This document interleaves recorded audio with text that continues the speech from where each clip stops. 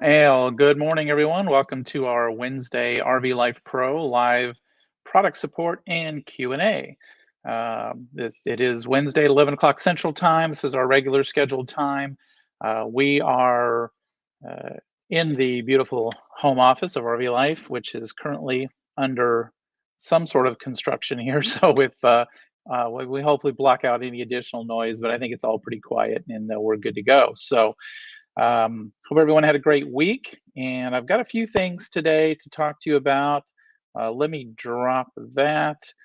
And some byproducts of a recent RV trip we took here between our last broadcast and now. We drive, as I've said before, we drive a 43-foot diesel pusher. We pull the Jeep behind us, so we're 61 feet long-ish, right? And as I've pointed out before, I usually like to vet everything out very carefully, especially places I have not been to before. And this was one of those cases. And so I'm going to bring that to you. We'll talk about a few things, notably drag route and kind of looking at your route, vetting it, thinking about it a little bit. We'll also try to remind people that maybe aren't aware, have forgotten, or don't even know what that relationship between RV Life Trip Wizard and your RV Life GPS app looks like, and how does that fit together, and why is it there, and why does it fit together, right? So let's jump right in. As always, leave your comments, whether you're watching on YouTube or Facebook. Of course, this broadcast is on our RV Life YouTube channel and our RV Life Facebook page. And so you'll be able to find those videos. Obviously the videos on YouTube will be complete videos will be filed and unedited will be filed under the I think it's called past live stream events or previous live stream events, something like that.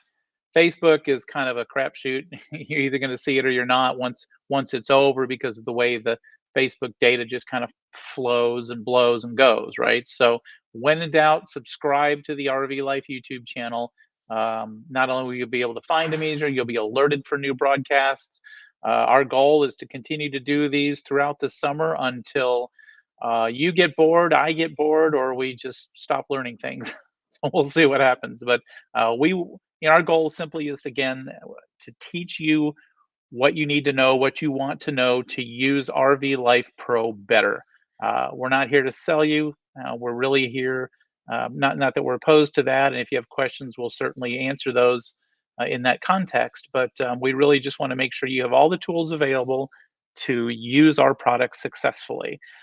So let's jump right in. I'm going to share my Trip Wizard screen. We'll share the whole window, and then we'll shift. There we go. I'm on the left side. Beautiful. Okay, what we're looking at right now, let me just shift over here so I can see comments as they come in. So what we're looking at here, and let me just scroll out a little bit. I'm going to hide the campgrounds. This is a very simple, short trip from the DFW area down to Southwest Texas here, off of Lake Proctor. You can see, whoops, going the wrong way. You can see from this icon, this is a Corps of Engineers park, as is kind of our favorite getaway lately. Corps of Engineers parks are, there's no dump station. I take that back.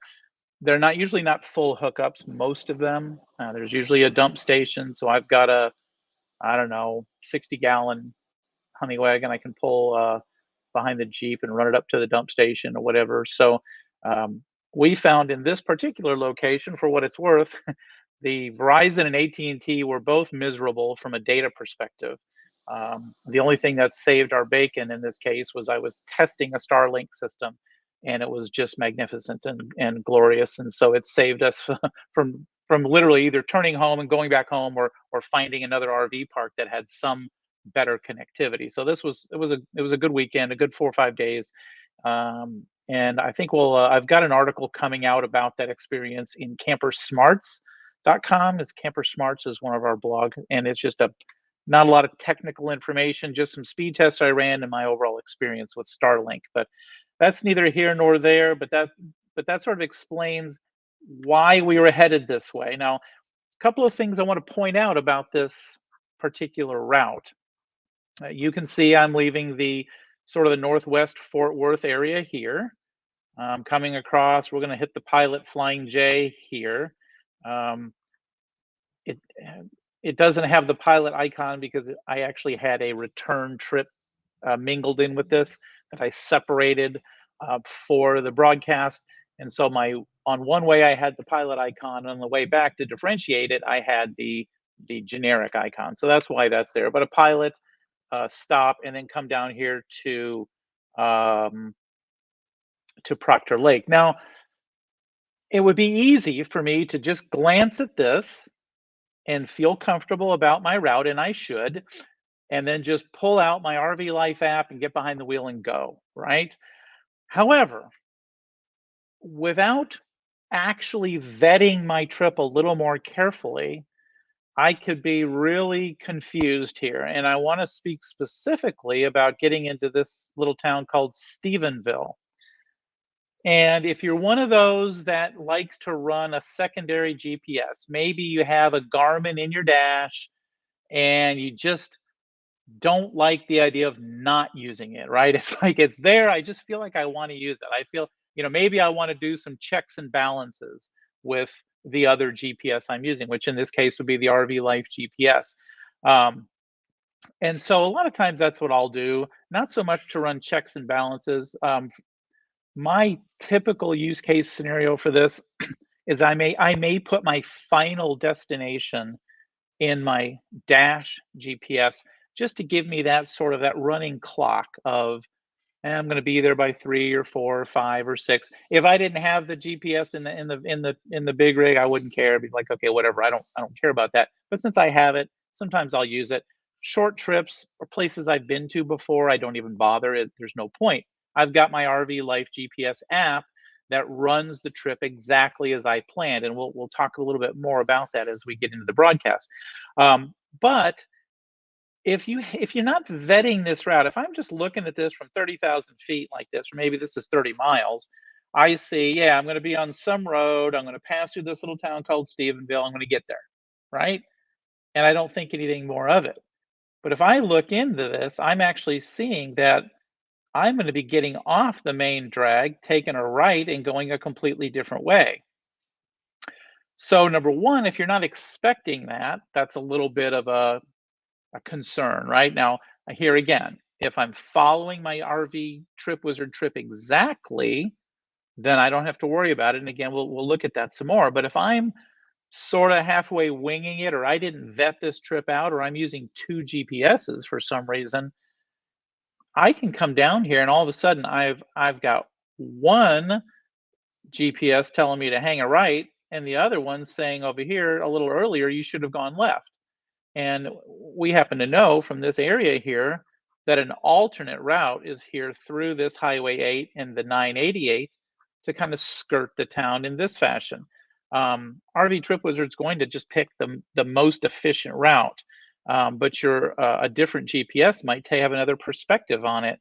And now you're like, well, I didn't look at this very carefully. I don't understand why there could be an alternate route, right? I mean, why would it suggest a slightly different way? Well, if you can see this, zoom in a little bit more. Whoops, that may be a little bit too much. This alternative of going the 8 to the 988 is actually skirts a lot of the town area as well, and either is probably fairly acceptable. Perhaps one isn't truck friendly, perhaps not. But the point of that being is, as I was coming through Stephenville, following my RV Life route exactly the way I had planned and the way I had visually vetted it, my Garmin was suggesting something else. And of course, I'm not going to take that advice. If I hadn't have done my homework, all of a sudden I'm in panic mode. I'm like, wait a minute, why is it suggesting a different way? What's going on? What did I miss? And I didn't really have to deal with that because I did, in fact, vet my route carefully. I knew what to expect. I knew when I would be turning.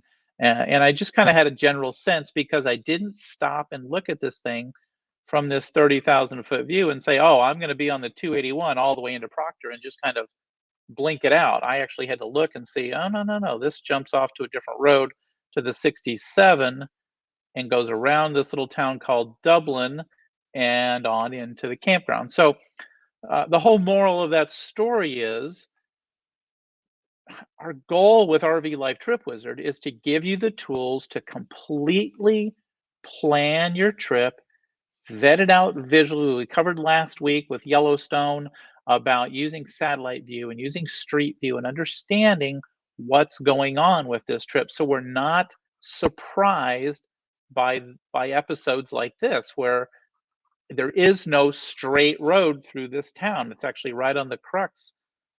I guess if I can use crux as a word, right?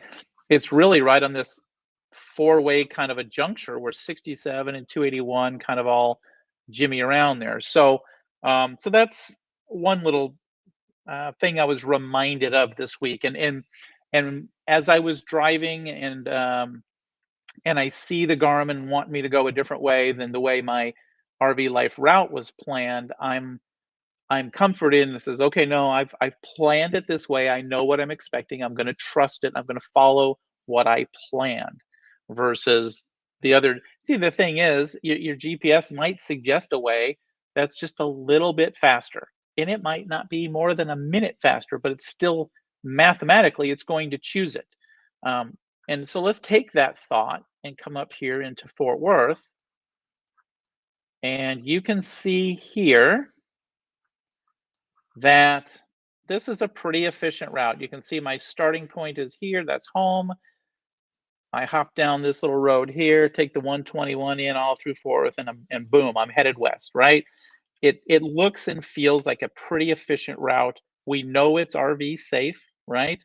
However, I happen to know from living in that area that this little mix master here, this stretch to get from coming in, which drops you on the far left side of 35, to get all the way over to the right side to hop on the ramp to get to 30 is a very short little window. Now, is that RV safe? Absolutely. There's trucks on it all day long. Is it the most efficient route? Absolutely. But I happen to know that this also gets clogged during busy times, and then that juke over to that far right side is a pretty short window. And I know that I can save myself. And of course, then I'm coming through the bulk of this Fort Worth area here. Whereas I know that I can, living right up here, I can just hop up here and take the outer loop and pick up this route down here. So what I'm going to do is I'm going to drag that route up and manipulate the route. Now, I've actually saved this. I'm going to leave this as it is right now. I'm going to open up. I did this a little earlier. I had created a return trip. Again, normally you'd have these in the same trip sometimes, but I broke them up. And what I wanted to show you here was, you can see this little dot, and you can see over here by the menu on the left side, it says waypoint, that I have in fact did what I just spoke of. And I'll show you this in live in a moment. But I dragged that route to avoid the whole downtown area in that that gnarly little mix master area. And my route looks lovely. No issues with this. I'm going the opposite way here, but that's neither here nor there. So this on the surface appears to be great. And if I, again, don't do my homework, if I don't vet this out, I'm going to get behind the wheel and I am going to be in real trouble. Why? Because at this 30,000-foot view, as I always say, maybe this is a 30-mile view, whatever it is, as I zoom in closer, still looks good, right? Well, let's really zoom in. And what in the tangled Sam Hill have we got going on here? Look at this mess. And my waypoint's in the middle of a field at this college campus. This is the danger of not carefully using and vetting and fixing your drag route. So we're going to fix this. First thing I'm going to do, of course, this would have been a nightmare to not know what's going on and not vet my route properly ahead of time. It would have had me get off here, loop under, get here, get off here, loop and get back on. And I would have been frustrated if, could have in a rig like this could have might maybe burned 15 minutes just getting on and off and going around wondering what's going on. And then the doubt creeps in, and now you're nervous about the whole thing, right? And this was self-inflicted because I drug this thing without any care. So I'm going to go ahead and delete that waypoint. This is going to reset us back to the normal route, and we're going to try it again. The rule of thumb with dragging is really simple. Get in as close as you can and drag as little as you can. So I'm going to turn the drag route button on, which should always be off. Otherwise, you can see I get this wheel here. And the general consensus is just pick a halfway point here. I'm just going to grab it right here, and I'm going to drag it up here. And you can see, even still, okay, let's try that. Now I'm going to zoom in and see how it came out. And it looks like that's pretty clean. And this is actually a return trip, so I am in that northbound lane. So that looks good. So now that route is proper. I have a properly dragged route that looks good. If I had trouble with this, and I cover this essentially every time we talk about drag route, we talk about custom stops. Some areas where there's a lot of roads, or you simply can't get the granularity you're looking for. Those that try to use RV Life Trip Wizard on a touchpad, like a iPad or something, everything is pretty easy to use until you get to drag route, and now you're dragging with your finger, and sometimes you just don't have the control or the dexterity you need. Another way around this would be to delete that waypoint, and now I could come in here, zoom in really close, pick the northbound lane, create a custom stop, and I could just leave it as near Fort Worth, right? It's after the pilot, and I can save it.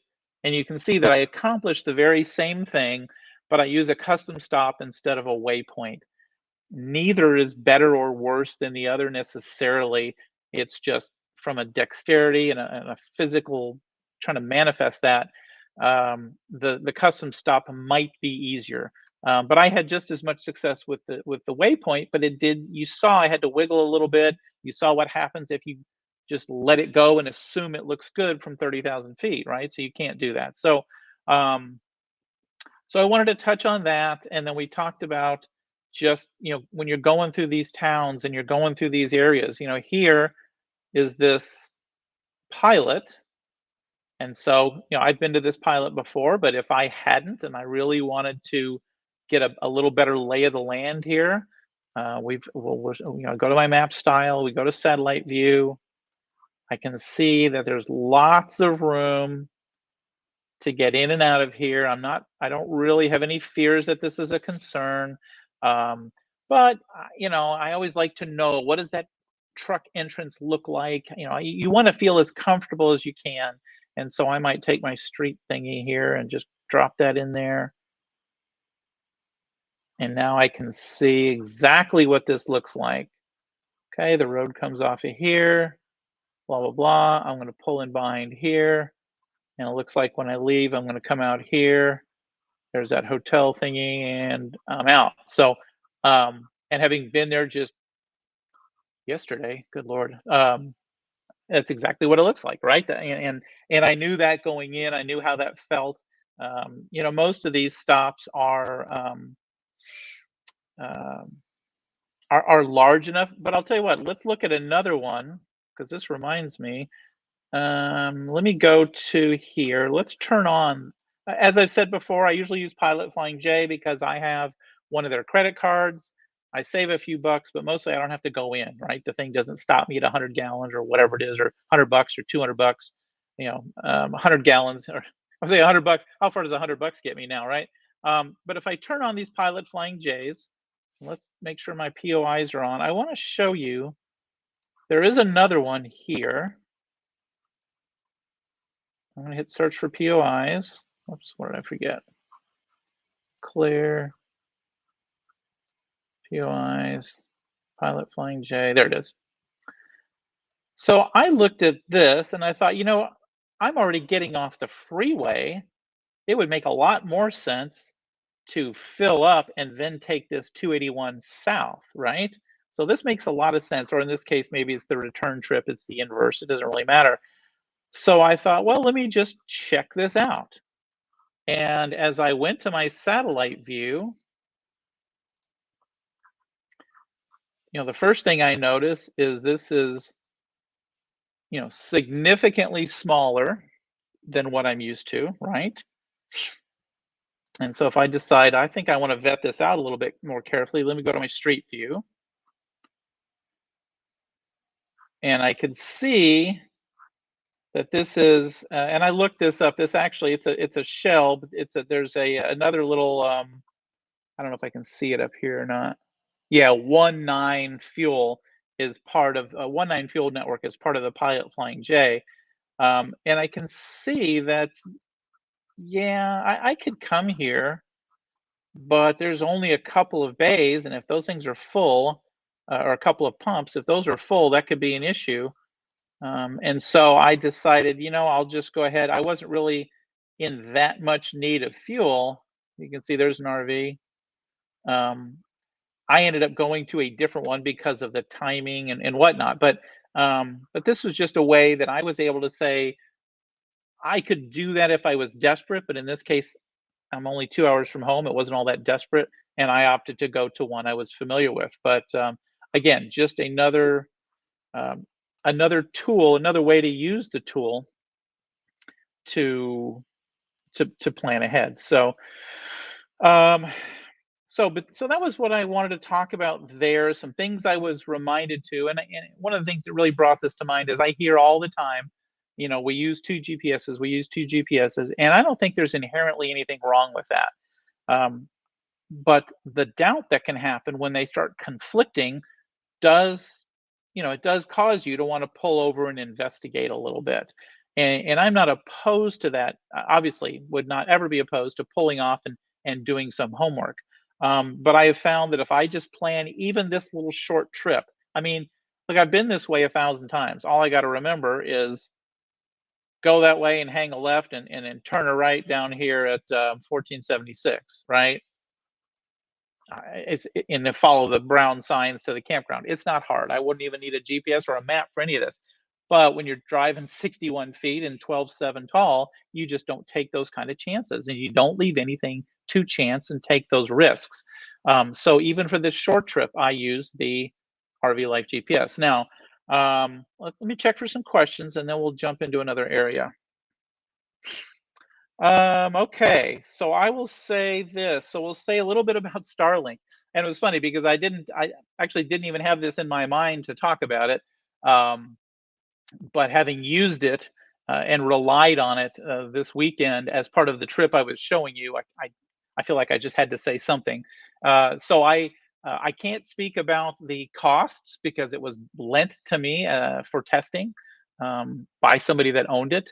And initially I had packed it with the intent of just hooking it up, writing about it a little bit, making some notes, just to say I knew something about it. Well, I found out in a New York minute that the internet we had was zero to none, and this was really a workcation for both my wife and we needed internet desperately. So I hooked this thing up, and it was literally this Wi-Fi receiver that you plugged in. I plugged it in under in my one of the AC outlets in my basement bay, and then I closed the door, and that little rubber gasket gave room for the cord. So then I stood the little Wi-Fi unit outside under my slide, real close to the RV to give protection. The cord for the receiver, the antenna, so just that flat rectangular square deal. That thing's like 30 feet long, maybe more. I don't know. I went there and stuck it out in a field, or away from my rig and away from the gazebo or whatever that came with the campsite, and just plugged the thing in, and I didn't really see anything going on. And then you look over, and the dish is kind of doing its wiggle jiggle, and it all of a sudden says, "Okay, I'm ready to go." And you connect to Starlink Wi-Fi just like it's any Wi-Fi spot, and it was fantastic. I didn't even have to use the app, although later I did need the app. to shut it down and fold it up and all that type of stuff. But download speeds of anywhere from 30 or 40 to 130 or 40 roughly. I think it's settled in a lot of times around 80 megabits per second, and then uploads were anywhere from 3 to 20. Most often saw that around 8 or 9 or 10, somewhere in that range. I basically forgot about it. I mean, it was that transparent, it was that easy, and it was that fast and sufficient that we didn't say, "Oh, I better not open an extra window, or I better not watch this video, or I better not do this or that." It just worked, and so it was really fantastic. I don't have any tech data for you. I don't have any prices, any of that kind of stuff. But it was really cool. And that's about all. That's all I can say about it. It was really cool. I could see easily ditching. Right now we're on AT&T phones, and I use a Verizon Jetpack, so that kind of gives me both sides of the coin.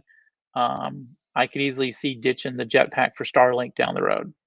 So we'll see what prices do. Okay, Amy, thanks for that. Let's see what Garrett says. Can you drop a WP, zoom in, and modify the WP?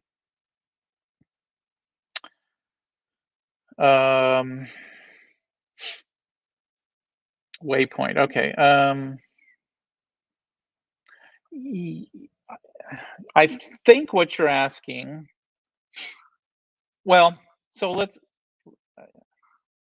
I think I see what you're asking. So let me get rid of this custom stop. And let's create the waypoint. And here's one of those cases where the vernacular can really get screwy. In RV Life's world, a waypoint doesn't exist unless you drag a route. All these other little stops and things you add are not waypoints, they're stops. A waypoint truly only exists if you drag. So we're going to drag this, create that waypoint again. Let's see if I can try to keep it somewhat clean. And you can see, all right, that looks pretty good. So now I've done that. There's my waypoint. I can come over here to the menu on the left, and no, I can't really manipulate that at all. In other words, that waypoint is essentially nothing. It is an invisible dot that directs my route, is only represented by this word waypoint 1 right here. If I had another drag somewhere under here, like if can't imagine if I could figure out somehow dragged another part of the route here. Let's say I wanted to get off on here. That's going to make a mess, but you can see it creates waypoint number 2. So those themselves are not manipulatable. If I go back and create the custom stop, however, I can right click, create the custom stop. Let's say I forget to do anything to it. I come down here, it says Fort Worth, Texas. Now I go, well, that's stupid. That's going to confuse me. I can come down here and give it a different thing. And I can just say North Loop instead of 30. Whatever note floats your boat there. And I can see now that's what that means. Oh, okay. I'm taking the North Loop instead of I-30. And that's perfectly fine. So hopefully that answers that, Garrett. Let's see what Greg has to say. I've used both methods. They work well, but you can also zoom into where you set your waypoint and grab it, move it to adjust it and fine tune it. That is true. That is very true. Good point, Greg. And we can play with that a little bit. We'll delete that stop. And you notice I've left the drag route button on while we were manipulating this. I highly encourage you to turn that off, because all it does is take an errant drag somewhere, and now your route is really janky. So we'll turn it back on. We'll drag it up here. We'll leave it sloppy. We'll look at it. We can see it's a bit of a train wreck. And now we'll try to clean it up a little bit. And there we did. Nice and clean once again. And we'll zoom in even closer to make sure. I can't stress enough, and Greg, that's an awesome comment and an awesome point. I can't stress enough how important it is to look at those and fix them and check them. Because from this high view here, you just can't tell that you've done something wrong. And with, what if I look at this, there's, one, two, three, four, five, six, seven, eight, nine, roughly in that little area, nine possible little roads. If you take this little guy over here, 10 or 11, that I could drag that on to, that from this level, I can't see. And so you've got to zoom in and you've got to check your work. So that is that. Excellent question. All right. Do we have any other comments out there? Let me double check my notes, see if I have anything else going on that I wanted to cover. Like I said, a lot of this was generated from the trip this weekend. And as I was driving through, you're driving along, you're just thinking about things, um, listening to the app, looking at the app, um, as it's telling me things, watching the Garmin, watching the road, just thinking, what are people thinking? What are they experiencing? Um, and the again, driving through the town was kind of a big eye opener. So let's jump over to the relationship. Let's just reiterate what this looks like in a practical sense. Um, let's take. Let me double check my phone here real quick. Um, yeah. Okay. So let's switch screen. Let's switch gears and go to the phone for a second, and we'll stop sharing that, and we're going to share that. So of course, this is the RV Life GPS app. Okay, move the mouse. When you first, typically when you first log in, you're going to get the home screen, and it's going to show you some nearby things like this, campgrounds that are nearby, articles, etc. So this is the home screen. Let's first of all, we're going to look at our trips that we've created in RV Life Trip Wizard. We're going to go to the trips menu. So first and foremost, and I'll say it 1,000 times if I need to, if your trips aren't there, sign out and sign back in. Um, there's a lot of technical reasons, tokens and cookies and a variety of other things, updates and things that can cause an issue. Just think about it in your own head like your bank website or your bank app, right? It doesn't let you stay logged in forever from a security standpoint. There's a million reasons why you might get logged out or updated. Most of the time, it doesn't happen that often, but if it does, don't freak out. All right, just go back, go to more, go to your profile, and go down here to the bottom and sign out and then sign back in, and your trip should be there. If they are not, because then we need to, be concerned. And also make sure when you sign in, make sure you're signing in with the exact same email address and password you use for RV Life Trip Wizard. If it's already filled in when you go to sign in, don't trust it. Type in the stuff correctly. Um, so that's that. Now we go back to our trips. We can see all the trips I had in Trip Wizard are here. The one we were just looking at was actually the local trip return. And you can see we left Dublin Creek. There was the pilot. There's that little waypoint you can see that's going to juke me around the loop instead of taking me through. And there's my home. So when I'm ready to leave, my first am I going home? Yes. But is that my first stop? No. My first stop is the pilot. So I'm going to hit that.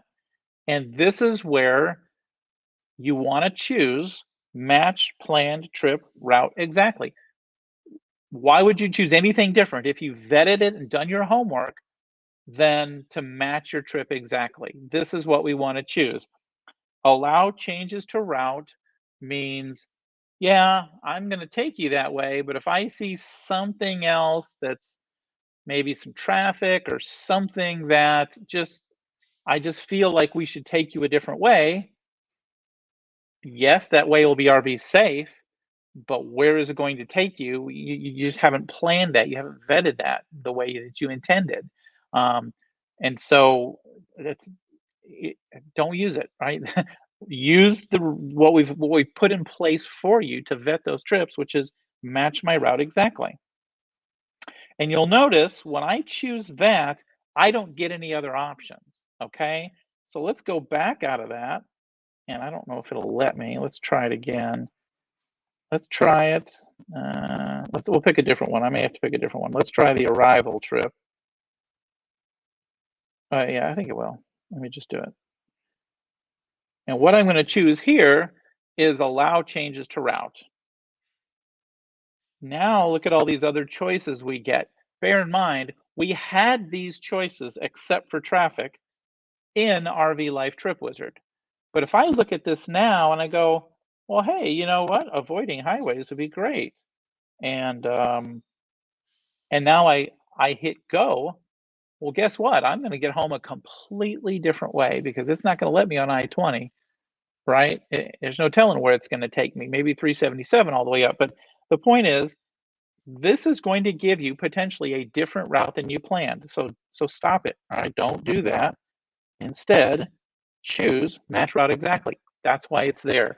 I don't get any choices. Any of those choices I make are in RV Life Trip Wizard, and we can go back and look at those if you have any questions. So, but that's the relationship between the two. If your trips aren't there, you haven't signed in properly. There's no two ways about it.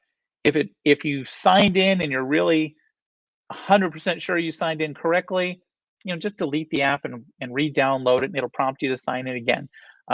Mobile apps are funny, especially now, because they update in the background. If you remember, if you've been using phones for a while, particularly iPhones or something, usually the little icon turned red, showed you there was an update available, right? Now they just update on their own in the background.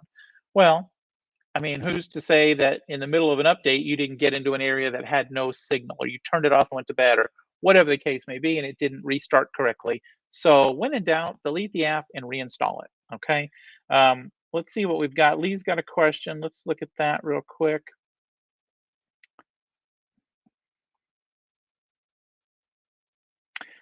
So this is a good question. Within RV Life Trip Wizard, it will, let me think about this a second.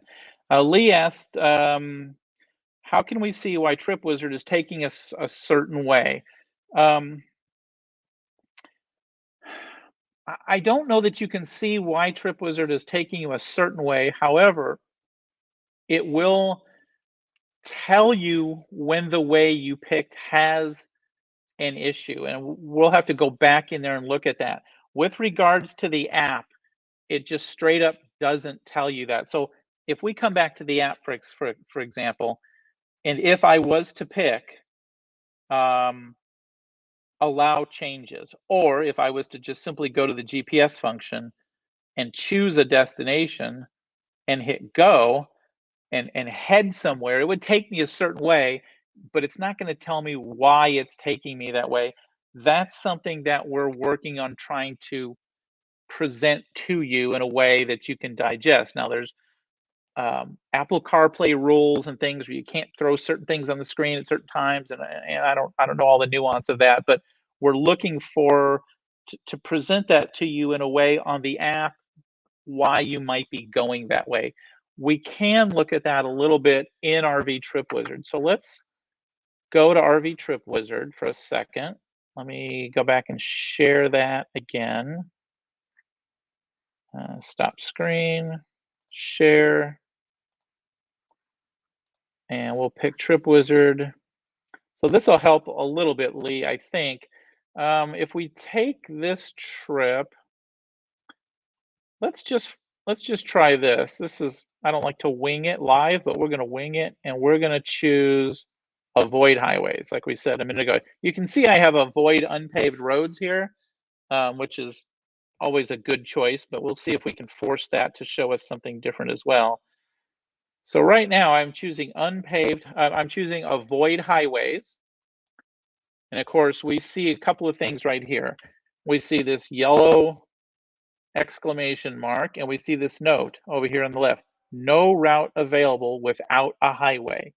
And so what it's saying is, look, I just can't get you home without touching the highway. And of course, the funny part about that is you can see our waypoint is smack dab on the highway. And so it says, look, I can't take you to a waypoint on the highway while avoiding highways. But this is not so much this example, but this is indicative of what it's going to tell you when it can't do something you asked for. If I remove that waypoint, you can see it stops trying to go there, and it does get us there. Now, of course, here this is fantastic. Take a look at this. So we knew that pilot Flying J was right off I-20. It says, fine, I'll get you there. Of course, it's way out of the way now. If you look at this route, um, this actually is not a terrible way home, is to avoid the highway completely and cut across West Texas.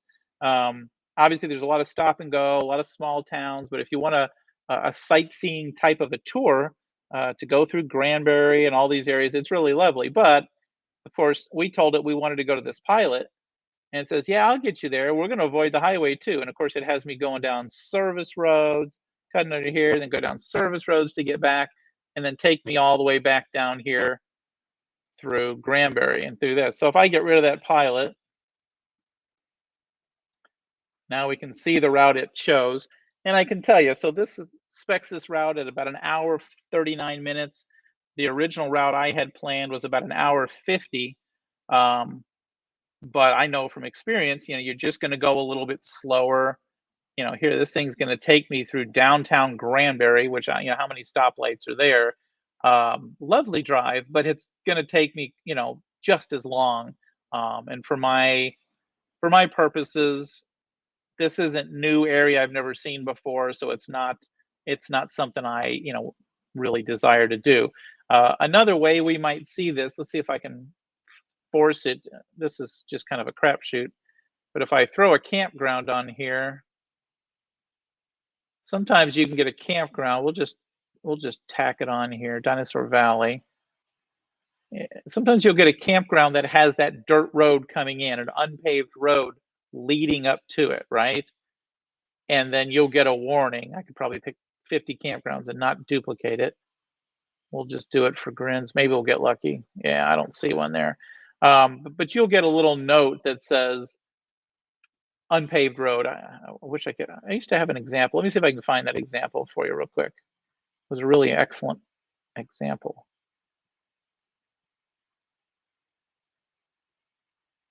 Unpaved road. Here we go.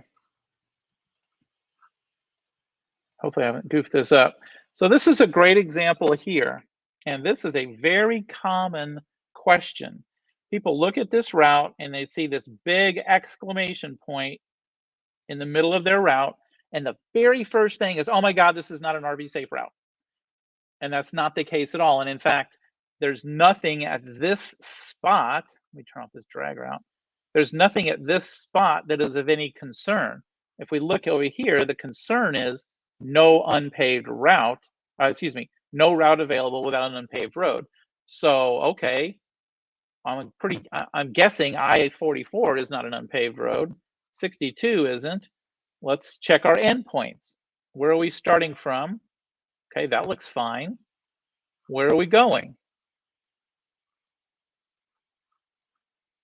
Now we see this little dirt road icon. And so there's our little stretch of unpaved road. And so now we just simply have to decide, okay, am I willing to go on this unpaved road? If we look at scale as 500 feet, that's maybe 10 times 5, that's maybe a mile, right? Am I willing to go on this unpaved road? And you just have to decide, well, if the event or whatever you're going to is right here, you don't have a choice. But you also then have to know, okay, that's going to be unpaved. What does that mean? Well, it means we're going to go a lot slower. It means we need to batten everything down a lot better than maybe we typically do, because that road could be a very slow, bumpy journey. If we want to look at this on our map, we can go to satellite view. We can see that it's brown. It's definitely unpaved. And, this is just a little dirt road in Oklahoma somewhere, right? Maybe we'll get a street view here.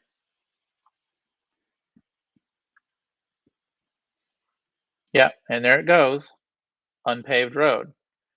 So, again, our question is this something I'm willing to do? Trip Wizard isn't going to prevent you from going down that unpaved road. It's going to tell you, look, let me say that a different way. If there was an alternative way there, it would have rerouted me. Let's say that this road connected here and this road South Parrot. Let's say this was all paved. Instead of taking me this way, it might take me around and through this way. But in this case, there is no other way to get there except an unpaved road, so it's going to warn us. The important thing here is you'll see this a lot with some campgrounds. And so don't turn it off so that you don't see the warnings, because then you have a potential of actually being routed down an unpaved road, which you don't want. Just bear in mind, oh, okay, I see that exclamation point. It says unpaved road. Let me double check the campground. And when in doubt, zoom in on a campground and just double check it. Go to satellite view, whatever you need to do to double check it. It's very common for that last little stretch, a quarter mile, 100 yards of gravel, depending on where the campground is actually registered at, to have an unpaved road. You just have to decide, yeah, okay, that's fine.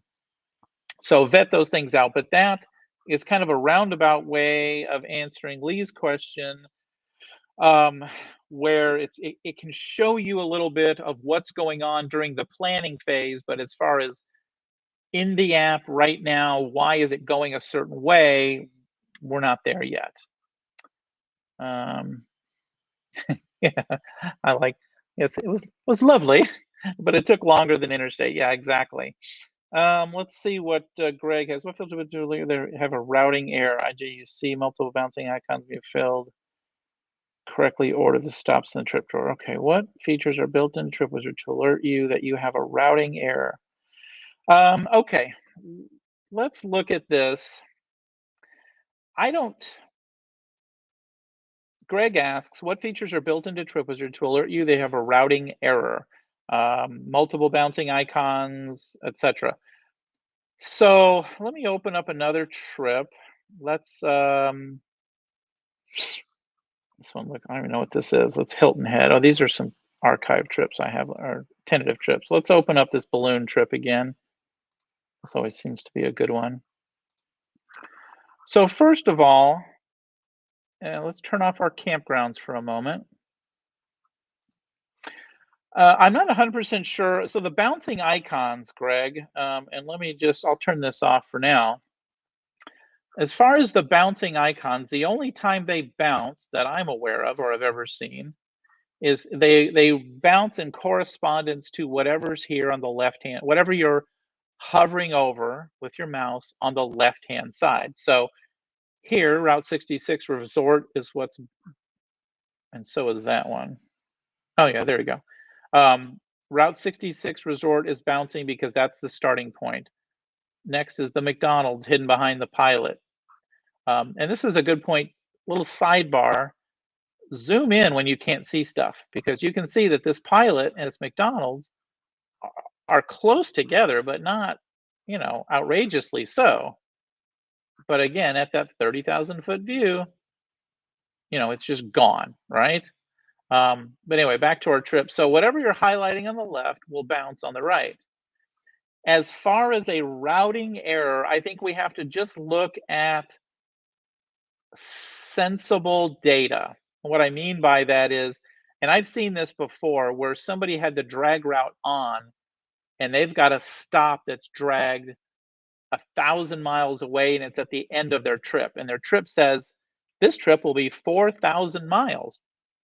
And they're like, that can't be. And it's because it's not.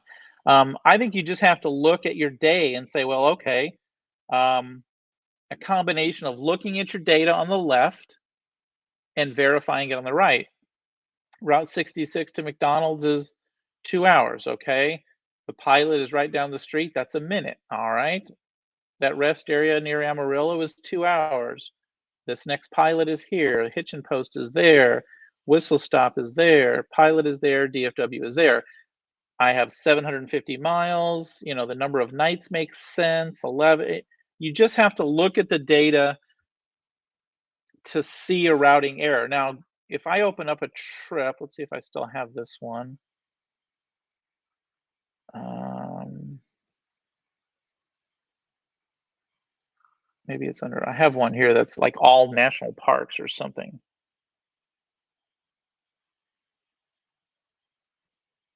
Of course, I may not be able to find it now that I actually need it.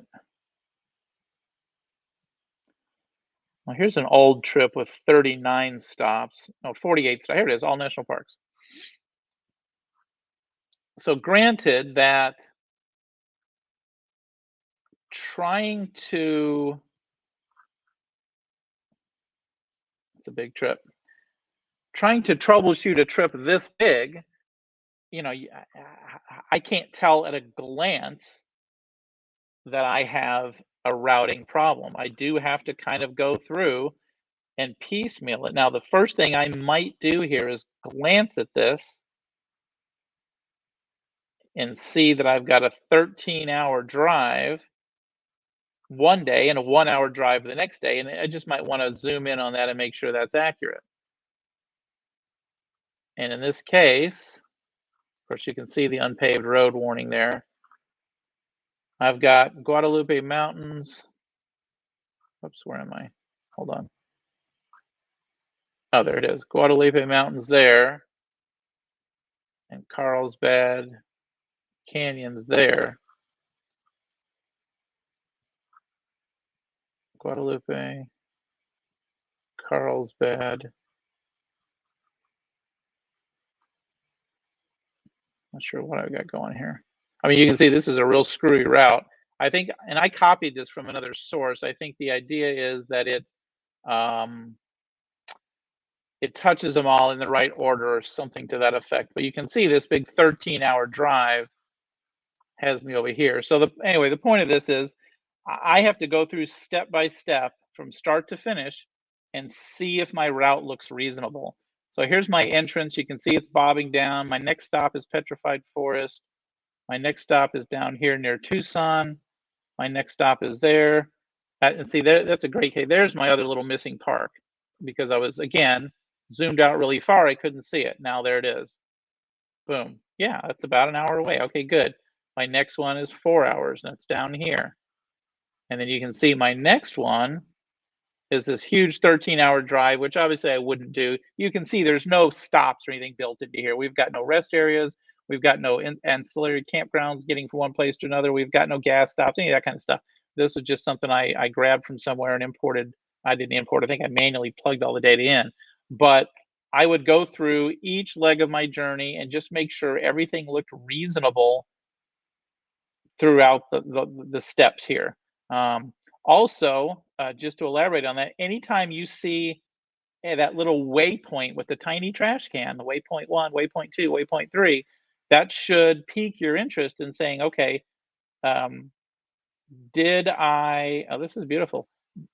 Did I create a waypoint accidentally or did I do it intentionally? So this is an interesting one here, which you don't see a lot of. Let's see if I can get that sucker to bob up and down. So here's Sequoia National Park. Route goes through a potentially dangerous road.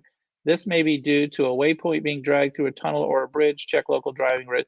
So basically, this is one of those cases where I manually, this is great. This shows us here what a train wreck this route is.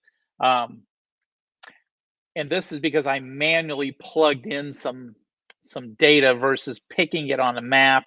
And it's basically saying, look, you're not going to get your RV there. You know, once you hit this area, you're not getting to that place, whatever that is. And of course, this really isn't, you know, I would want to turn on campgrounds and I would choose to stay at one of these campgrounds instead and then take a day trip into that area. You can see it's not possible. So we might take this Sequoia campground, add it to our trip after Sequoia. You can see just working with a trip of this length is plenty of work. I can't even find it. Sequoia.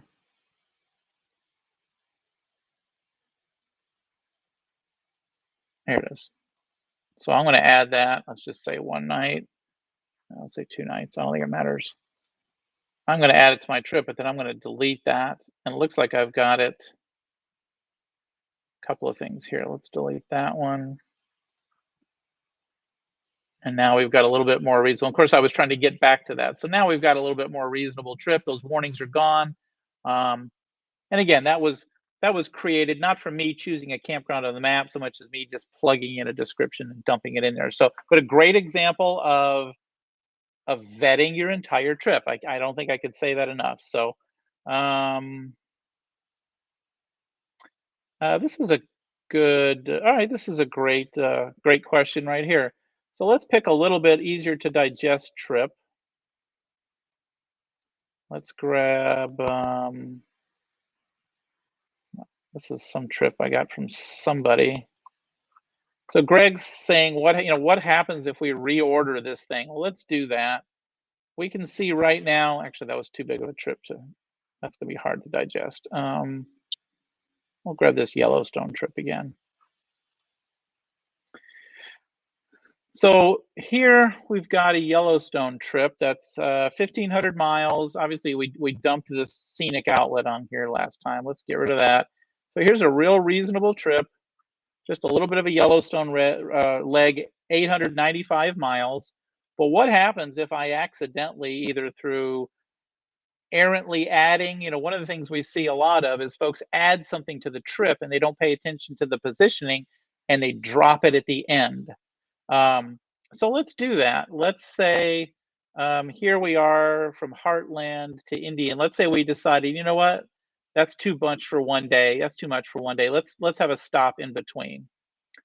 So this looks fine. I add it to my trip. Now what I should be doing here is saying 1 night after Heartland. But let's say I forget and I don't pay attention and I drop that sucker at the end of my trip. Now all of a sudden my trip turned into 1,300 miles. And I've got a 7-hour day. The other indicator here is, number one, it's missing. Okay, it's like, hey, I was supposed to break this day in half. Why is it not broken in half? That's cue number one.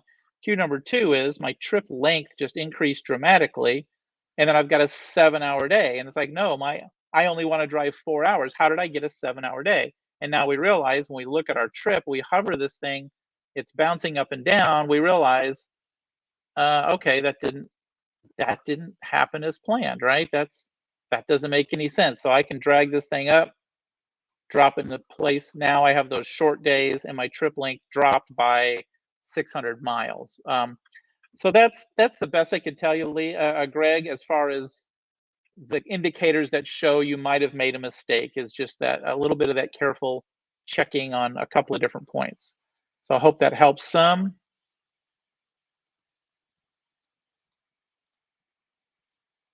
Whoops, I almost put you in timeout. I got to be careful what I click here. Let me scroll up a little bit. I'm running out of real estate. Okay. Yeah, and this can happen. Let's talk about this for a minute. Just as far as putting things in order, we kind of just touched on it a little bit. But if we look at, there's a couple of different ways. Obviously, when you add a stop, and we'll turn our campgrounds back on. We'll just add this after the KOA, for example. When I add a stop, add a couple of nights, by default, it goes to the end of your trip. In other words, it says add this stop after the last stop. If I don't want it there, I need to be careful of exactly which stop I want it after. Okay, in this case, I do want it after the last stop, but let's go ahead and add it. And then let's decide, oh, doggone it, I didn't mean to do that, right? So I have two ways to correct that. I can use the little, I always call it, looks like a little cribbage board here, the dice stacked on top of each other, the dots, the braille, if you were, right? Braille, we take this, we can move it around that way. Another option, particularly when we get into touchpad usage and maybe some of the dexterity is a little tougher for folks, click on the little pencil and just go to reorder. And now I can put it after whichever stop I really intended on. And so that's two ways to reorder that stop. after you've saved it if you've saved it wrong. So hopefully that is helpful. Okay, let's go back to my notes. And again, the other thing we wanted to emphasize is particularly on a trip of this length, I'm going to vet the whole thing out carefully, and then I'm going to match my route exactly when I navigate with my phone. If you want to have a secondary GPS or something handy, that's great. But if you've done the work ahead of time, you can trust the route that you've planned because you've fully vetted it, particularly again in areas you've never been to before where you did your homework here. Just poke around looking at this. We've got no warnings here. Let's say this was the end of our trip. Travel, KOA, etc. And this is kind of just haphazardly thrown together after the end of this Yellowstone trip that we took. And you can see none of these days are very long. And we've gone over basic trip creation before, and we can always cover that again. But I think from my perspective, that's all I had intended to cover today. If we have any more questions, I'll give those about a minute to come through. We got that already. Some great questions this week, by the way. Thank you. And I thought about a venue change last week, but I think as long as we're avoiding the construction here, then we'll be fine. There's a chance that, of course, it's not really relevant to you guys. You're just looking at a fake brick wall, but this is still the best place to do this. So I think we'll do that. Remember, this is live every Wednesday at 11 a.m. Central Time, RV Life YouTube channel. Subscribe now, RV Life Facebook page. And we will probably, like I said, we'll keep this up throughout the summer until either the audience wanes or the host wanes. But we'll want to be there for you to answer those questions. And I'm just stalling here a little bit, make sure there's no last questions. I think we're looking good. Hopefully we've got all those. Obviously we've talked about this before. I'll show you again real quick in TripWizard for support. All right, we have an amazing support team. Just go to help and go to contact us, and you can send your question there. If you need some video help, ignore the video tab and come down here to video support instead. This will open up our RV Life TripWizard YouTube channel. Our top videos are here. There's a bunch of good ones here, etc., etc. If you can't find a campground, remember, we should have virtually every single campground that exists. We should have them in here. So if you can't find one, first turn off your filters. You can see I have 2 filters engaged. So if you can't find a campground, turn off your filters and either visually look for it again or search for it up here. If you still cannot find a campground, go to our help menu, go to missing park, and you'll get a chance to search here again. And then if it can't find it, you'll get an opportunity to report that. I would say the 2 largest problems we seem to have are folks forget about filtering. And they've got all kinds of filters, and it's stopping them from seeing their campground or park. Or number 2 is naming conventions. I've covered it before. Oasis RV Park versus Oasis RV Resort. Depending on how fast you type and how much you type, you could eliminate one of those very easily. If I just type Oasis, I'm going to get a broader scope versus typing Oasis RV Park real fast and then looking, or Oasis RV Resort, type it all real fast and then look, versus just type Oasis and let it show me what it shows me, because just that's naming convention, and sometimes if you get, the more specific you get, the narrower those options become. So when in doubt, come back here, type in Oasis, and of course it's going to bring up anything it can find. And of course, Oasis RV Resort and Cottages was what we were actually just talking about. And you can see here's Oasis RV Park, but it starts out with the word Gilgal. Don't ask, I don't know. And that might prevent you from seeing depending on what you were typing, right?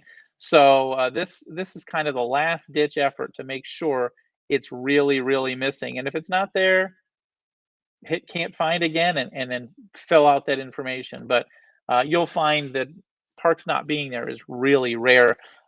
Probably the only other thing we've seen is just renaming.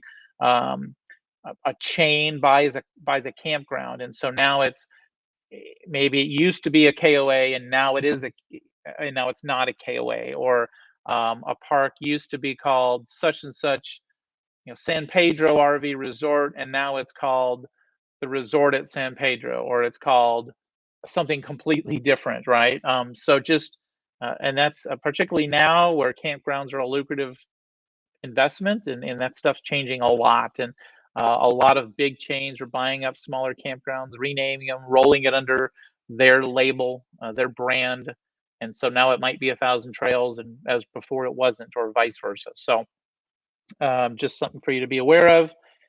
And that's about all the stalling I can do. So don't forget to subscribe to that RV Life YouTube channel, and we'll see you next week here at Wednesday at 11 o'clock. Thanks, and goodbye.